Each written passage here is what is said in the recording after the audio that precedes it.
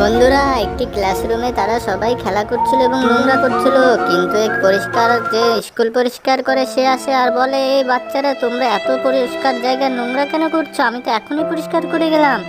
কিন্তু একটি ছাত্রী বলে, তোমার কাজ ওটা তুমি করো, এই চট দেখি তো। তারপরের দিন ওই ছাত্রীটি আবার তাকে দেখে সেই ঘরটি আবার নোংরা করতে থাকে এবং জল ফেলে দেয় আর বলে, এই পানিটা পরিষ্কার করে দাও তো একটু দেখি।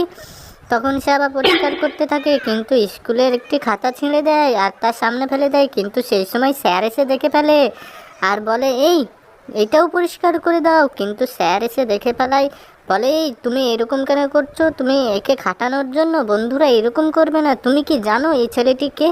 এটা তোমার জন্য, তোমার ছোট ভাই, তোমার জন্য এরকম করে মুখে রুমাল দিয়ে কাজ করে। বন্ধুরা চ্যানেলটি সাবস্ক্রাইব করে দিবে, নতুন চ্যানেল খুলেছি, প্লিজ সাবস্ক্রাইব করে দিও, লাইক শেয়ার।